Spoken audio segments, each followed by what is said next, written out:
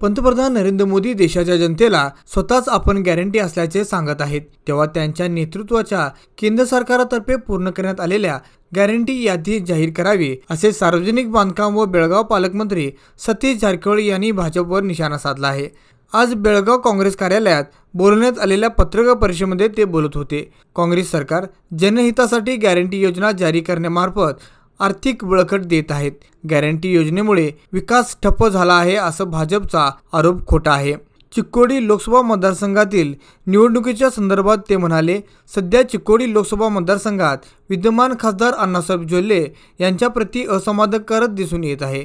निवडणूक जवळ येताच जनतेच्या संपर्कात ते जात असतात, पण कायमस्वरूपी जनतेच्या हितासाठी काँग्रेसचे नेते व कार्यकर्ते जनतेच्या संपर्कात राहतात आणि त्यांच्या समस्याचे निरसन करतात। काँग्रेस आपल्या गॅरंटी योजनेसह गेल्या 30 वर्षात केलेल्या विकासावर आधारित निवडणूक लढवित आहोत असे ते म्हणाले। चिक्कोडी लोकसभा मतदारसंघात प्रियंका जारकिहोळी हे निवडून येतील का असे पत्रकारांनी प्रश्न विचारले असता मंत्री सतीश जारकिहोळी म्हणाले की त्या नक्कीच निवडून येतील, मात्र किती मताधिक्याने अंतराने निवडून येतील हे मात्र आता सांगता येणार नाही। आता 30 दिवसाच्या कालावधीत निवडणूक होणार आहे, त्यानंतर पूर्ण चित्र स्पष्ट होईल। बेळगाव जिल्ह्याला भेडसावत असलेल्या पाणी टंचाई दूर करण्यासाठी हिडकल जलाशयातून कृष्णा नदीला 1 TMC पाणी पुरवठा करण्यासंदर्भात चर्चा करण्यात आली आहे असे त्यांनी स्पष्ट केले।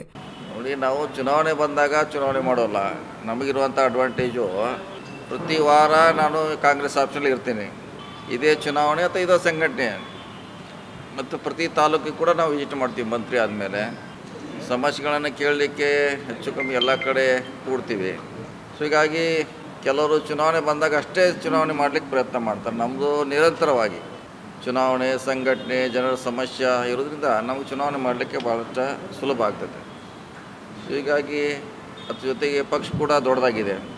ಸೊ ಇವೆರಡು ಕೂಡ ಬೆಳಗಾವಿ ಮತ್ತು ಚಿಕ್ಕೋಡಿಗೆ ನಮ್ಮ ಇಬ್ಬರು ಅಭ್ಯರ್ಥಿಗಳಿಗೆ ಗೆಲ್ಲಲಿಕ್ಕೆ ಇದು ಸಹಕಾರಿಯಾಗಿ ಆಗ್ತದೆ।